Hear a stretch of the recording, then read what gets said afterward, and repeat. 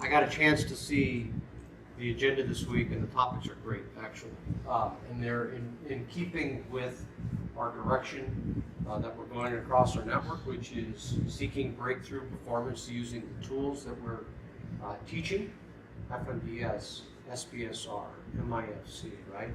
And then teaching you as leaders to be able to use those tools and to be able to create that HRD moment for our team members out there so they grasp how to use those tools so they can be self-reliant. So you with me?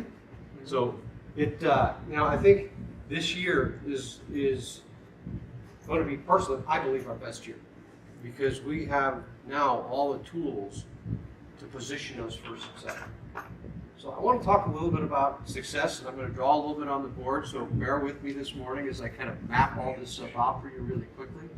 But it's a key message I want you to take with you, and a message that I want you to take back to your leaders that report up through you, so that they know what that expectation is of them as leaders every day in their operations. Okay?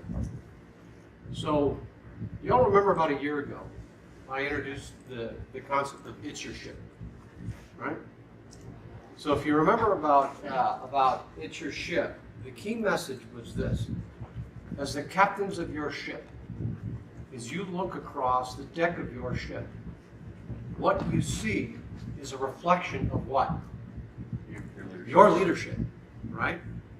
So if you see a lack of engagement, if you see in our environment, in our speak, if you see really poor 5S conditions, some really weak base foundational stability, if you see poor quality, if you see that our productivity and our goal to continue to always support the concepts of the Toyota Way through cost reduction are not moving forward, it's a reflection of your leadership. It really is. I truly and firmly believe that. And that's what It's Your Ship was about. It's about taking that ownership, that accountability, and demanding excellence from your team, and then supporting them with really strong leadership of empathy, giving people the opportunity to learn, because if you learn, then you can be self-reliant, and if you're self-reliant, the sky's the limit. Okay? So that's what It's Your Ship was about. Now, I only gave you part of the story with It's Your Ship, because it's one thing to say, be excellent every day. The question is, how do you be excellent, right? What does that look like? So I'm going to draw for you on a board something for your consideration that talks a little bit about what is kind of a model, as I believe and I see it, for what it looks like to be excellent every day in your operations and to be able to achieve that breakthrough as the captain of your ship. So I'm going to draw a big circle. I'm going to call this direction. Or vision.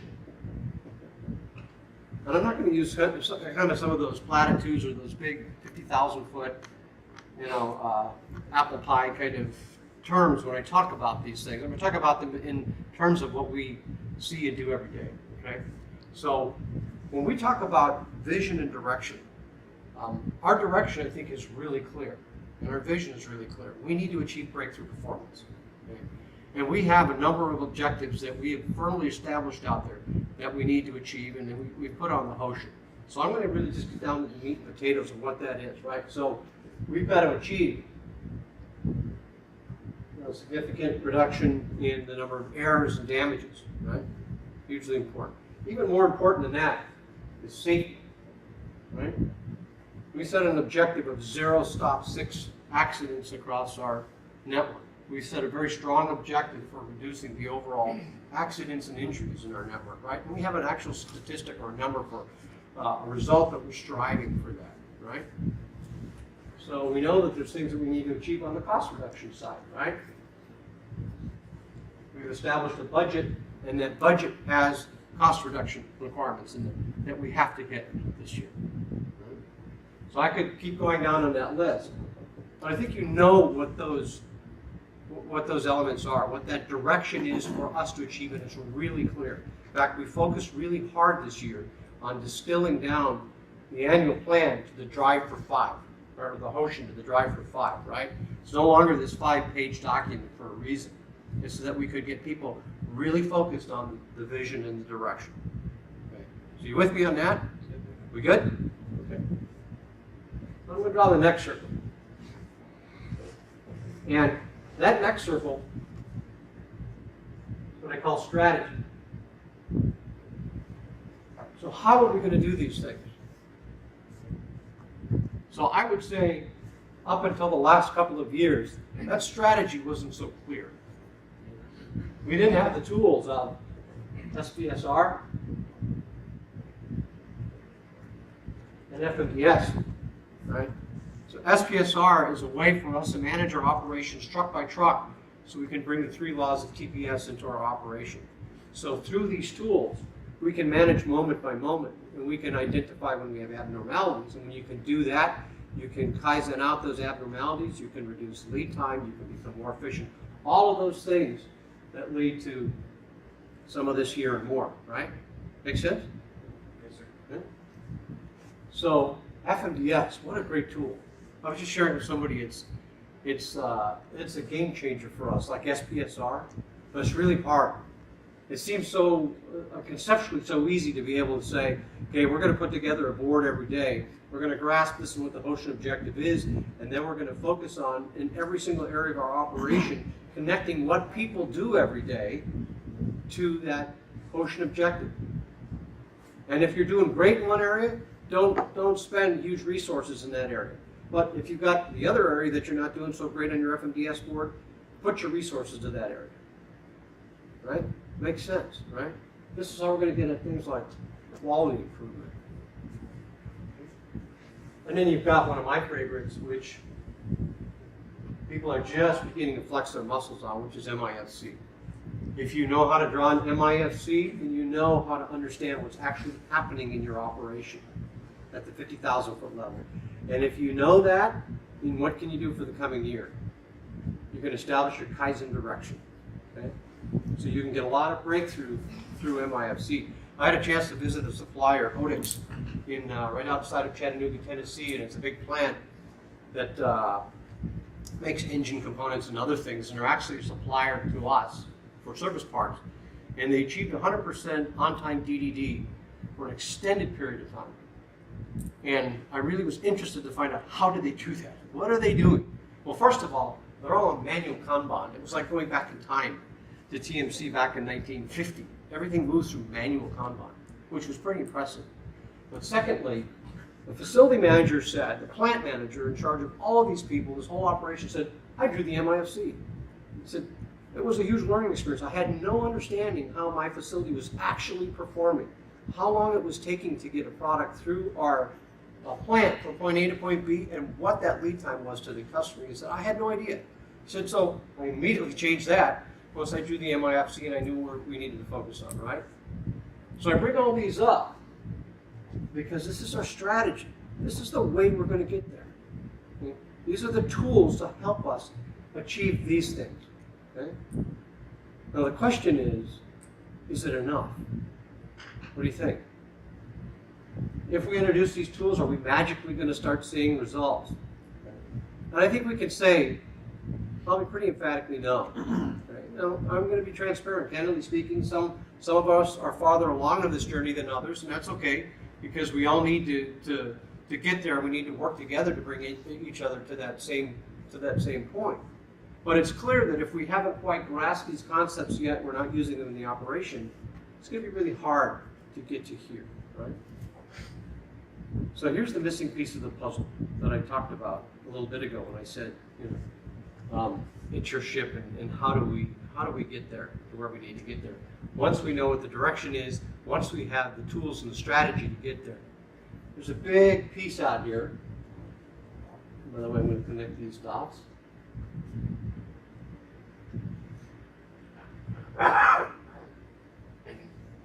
It's called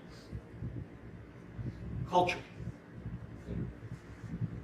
So I'm not talking about that really happy, fluffy kind of culture stuff, right? Where everybody is, jumping around and high-fiving each other. Though we want that, right? At the end of every day, you want people to be highly engaged and happy in their work and feel challenged. I'm talking about something a little bit different here. And this definition of culture is what we do around here every day. Okay? So if you were to ask your team members, what do we do around here every day? That answer is a reflection of what your culture actually is, right? It's kind of like when I think about culture and the dissonance sometimes between what people say their culture is and what it actually is. I think about like customer service centers, right? When you hear, that on the TV commercials that somebody has the greatest customer service culture and they'll do everything for the customer, okay? And then you have that first problem and you call that 800 number and you get that customer service rep and you find out that's not what they do around there every day. Okay? It's fundamentally different, okay, than what they say their culture is. So let's think about it in that way. What is it that we're doing every day? Okay? Now, why is that important? Because you can have the direction, you can have the strategy, but if you are not doing those things every day, you're not going to be able to go from strategy right to direction. You're going to have to get through your culture to do it. And if your culture doesn't support it because you are not doing the things you need to do every day, you will not achieve those results. And in fact, there's one of my favorite business authors, and he was a teacher out of Southern California. You may have heard of him, Peter Drucker. You heard of Peter Drucker? Very famous business writer, very smart guy. Peter Drucker says, culture eats strategy for lunch every day. Okay? So if you don't have the right culture, it doesn't matter what your strategy is on paper. Okay? And in fact, you're better off, having a culture, the right culture, before you even have a strategy, because it eats it for lunch every day. So, now to connect the dots, what does this mean in terms of us? As leaders, what are you doing every day to enforce this strategy? Okay. Are you actually going to your SPSR boards every day to confirm that your frontline leadership is managing the operations moment by moment? Or is this board just a lip service board? Are you going out there every day and grasping that there's Kaizen activity coming off of the abnormalities and then providing that coaching and feedback to your frontline supervisors and to your team members that we're supposed to be managing the operation in the moment? What are the abnormalities? Show me your Kaizen. You as leaders set that tone, because if you don't do it, nobody else is going to do it. Same with FMDS. FMDS is a tool to be used daily. So if you're working on achieving your sub-KPIs so you can hit that motion objective, and you've identified and gone through your TVP, and you've identified that I got a problem in this zone, in this area, with these parts, then you should be having somebody track performance every day in that particular zone. And your whole team should be talking about it, the breakout. And by doing that now, you start setting a discipline, you start setting an expectation, and you start driving the culture of what we do around here every day. You with me? Does that make sense? Right? So this is my ask of you. You are the leaders and the captains of your ship. What you do and you enforce every day will determine whether or not you're going to be able to use those tools to achieve those results. And it literally means getting out of your chair, going to the Gemba, going to those FMDS boards, calling your leadership team in, calling your team leads in, going through that performance and signing off on it, that you understood and that you encouraged them, or you did some coaching to say, we skipped a step in TVP, we need to take a step back. So I'll close with this interesting observation I had. So I called over to one of our parts centers a couple of weeks ago because I really needed something urgently. And I wanted to get that senior leader on the phone so I could talk to that senior leader because somebody was asking me for some information that I needed to get. And the person said, okay, let me see if I can find them. And I'll see if I can get them on the radio. So a couple minutes goes by and I'm waiting and I'm getting a little impatient as I sometimes can. And the call comes back. The person comes back on the line and says, I'm calling on the radio, but I can't reach them. Give me a couple more minutes, right? So it's like, okay. So I waited. And then the person comes back on the line and said, we found them. That individual is out going through their daily review of all the home physicians' FMDS awards. I heard that. I was like, oh my God, that just blows my mind away. My request can wait. That can wait, right? I'll get my information someplace else. Okay? That was a leader who was out building that culture of what we do around here every day, was reinforcing the tool, FMDS, the daily Kaizen activity, doing that coaching and feedback, and setting that expectation for when I come back here next, I want to see continuation of your engagement with the board. Because again, when you're doing that, people are learning, they're understanding, they're following your lead as a role model, and in time their HRD grows and they'll be self-reliant, and then anything and everything is possible. So that's my message. So as you're learning about these tools, we go more into depth this week. Think about how you're going to take back what you're learning and what you're going to do every day to set that culture so that it's a performance-based culture and a culture that is focused on the everyday and the actions that you want to see from your team. All right? So very good. Thanks for your time. Enjoy the week. I think you're going to really love what you see this week. Please stay engaged. Please really reflect. Talk to one another about these things you're learning so you can benchmark off of each other as to what you maybe want to yoga tend back to your environment. All right. Thank you very much.